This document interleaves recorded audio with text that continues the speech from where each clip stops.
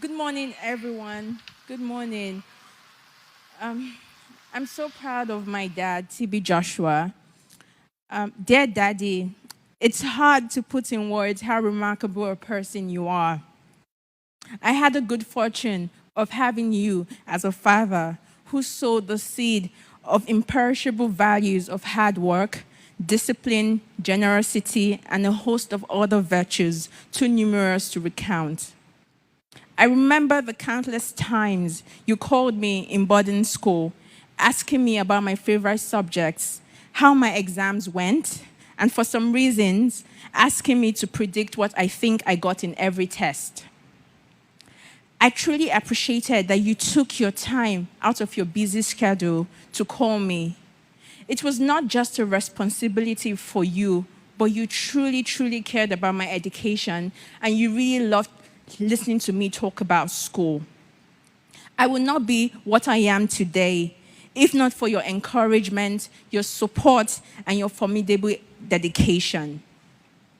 You emptied yourself for your family and served humanity. Practically everything I know about the love of God, I learned from you. From a tender age, I was excited and eager to hold the microphone for my dad every Sunday service. And after every Sunday service, he kept on asking me, "How is the service today?" And he told me that the work of God is so beautiful to do. This became really part of my growing up experiences with him. I also remembered when he took me to his altar and he told me, both of us, to kneel down on the floor, and we prayed for 45 minutes on the floor. My legs were hurting. He later told me that the flesh is weak, but the flesh is weak, but the spirit is willing. Indeed, you lived a prayerful life.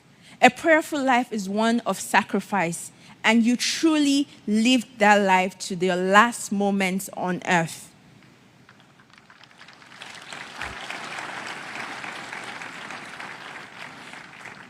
I am in awe of your love and fear of God, and I really truly understood that at a very young age, my dad would give his time, his dedication for this work.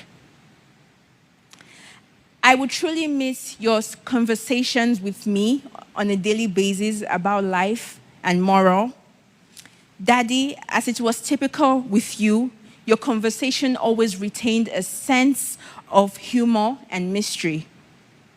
If anyone lived a fulfilling and yet deliberately enigmatic life, it was you. I will truly I will truly miss your wisdom, your knowledge, your mystery, and your humor. You have lived a life of unwavering commitment to passion and service. I have no reservation to say that my dad had the biggest heart that I know of, and he was a true humanitarian to this generation.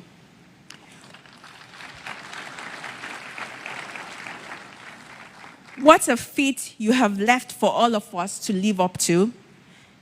I'm so surprised to hear about all the condolence messages from people around the world concerning your compassion. Even some people I've never met in my life, they all testify to your compassion and your humility.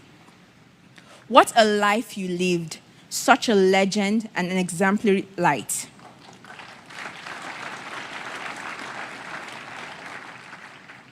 I believe that by God's grace and your peculiar sense of time, that while we were not ready, you were fully prepared for the call home. Rest in peace, Daddy. Your loving daughter, Sarah.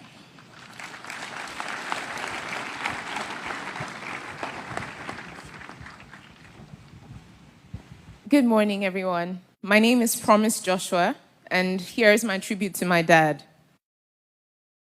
As devastated as I was upon hearing about the news of my dad's passing, I can't say that I was completely unprepared for that day. Growing up as a biological daughter to a man like Prophet TB Joshua, my dad raised me to understand that he was on a mission in this world. For him, life on earth was spiritual warfare, not a place to get too comfortable like it was home.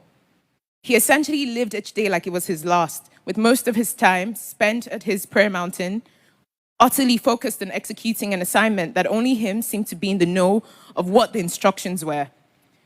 Since I became more socially aware and more inquisitive about my dad's life, I realized that the implication of such a lifestyle was that once he was done accomplishing what he was sent for, he will be called back home to the one who sent him. I must say that my dad did an excellent job at preparing me mentally, emotionally, spiritually, and even physically for a moment like this. I remember the conversations we had, particularly last year, when I spent over a year with him at his prayer mountain, right before he eventually released me to pursue my master's.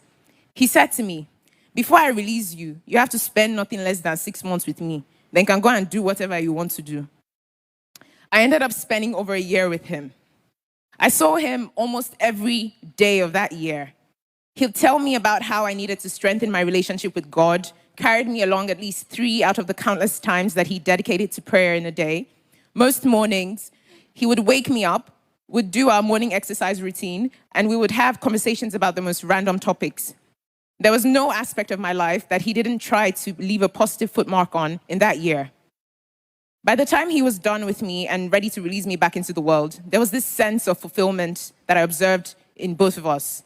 In retrospect, the memory of this moment is a place where I find solace now that he has passed on. I remember our trips to Arigidi Akoko, Ondo State. He made sure that I was present when he was visiting the old people in town. He would ask me to kneel with him as we kindly asked the elders to accept our gifts.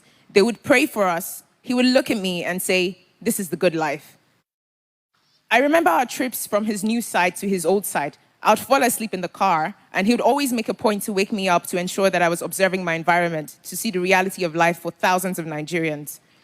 He'll tell me never to think that I was more deserving of the life that I had as a result of the grace of God in his life than the people that were on the street. For me, this was an important lesson that shaped my perspective and daily interactions. Lastly, Daddy, I want to say thank you for being such an exceptional role model. Your life is a living testimony of how God can raise a young boy from an underprivileged background with so much passion and zeal for God's work and use him in extraordinary ways.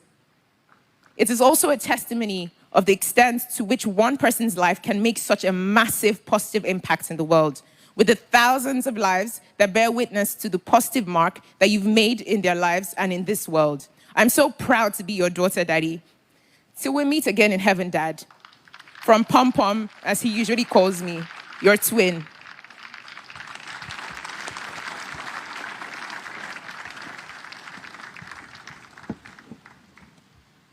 Hello, everyone. I'm Hart. I'm Prophet TB Joshua's daughter, and I would like to start by thanking everyone for coming out and celebrating my father's beautiful life. On that dreadful day, the 5th June 2021, my father, Prophet TB Joshua, departed this world to join his father in heaven, and it hasn't been the same for me again. I don't have many words to express how much I love and miss him, me, Daddy's girl. From a tender age, he showed me that his love for me was immeasurable, and I will forever love him for that. In the world where men were seeking fame, my father had a dedicated group of men, women, boys, and girls who loved the very ground which he walked on.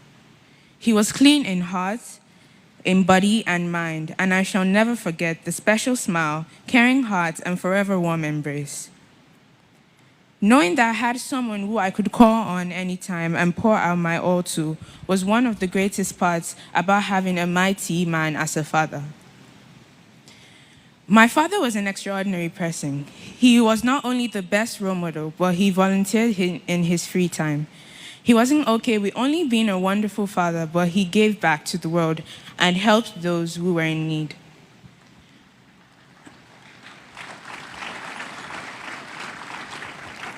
As we may all know, my father's notable feature was his charisma. He could lift any room he walked in with just his presence and a smile. And not only did he apply this in his work as a televangelist and philanthropist, but in his daily life as a father. My father always had a smile on his face regardless of any situation and would never let anything trouble him.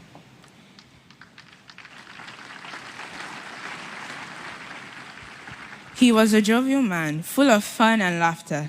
He played uncountable jokes with me and my sisters, and sadly is leaving a hole in our hearts, which no one can fill. One of my favorite memories with my dad was the time where he got me my first bike. I was elated and bouncing with joy. I had been pressuring him countless times for a bike, but he pushed me aside, so I guessed he didn't want to get it from me.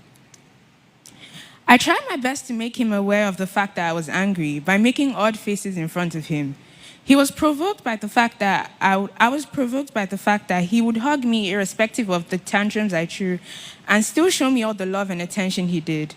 So on the day I saw the big, beautiful purple bike in front of the car which had just dropped it, I ran directly to his room and gave him a big hug, showering him with thanks.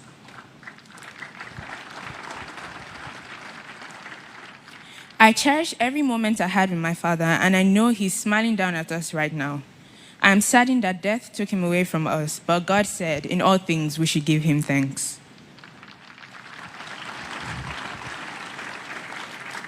His death has left a scar in our hearts, but his legacy will stand in our lives. I feel so grateful to have had as much time as I had with him, and I will always remember having the most ambitious and remarkable father. My father was the most important person in my life, and I feel heartbroken to no longer have my father and spiritual figure with us. His memory will not only carry on in my heart, but in the hearts of everyone lucky enough to have known a delightful and astonishing man like Prophet T.B. Joshua.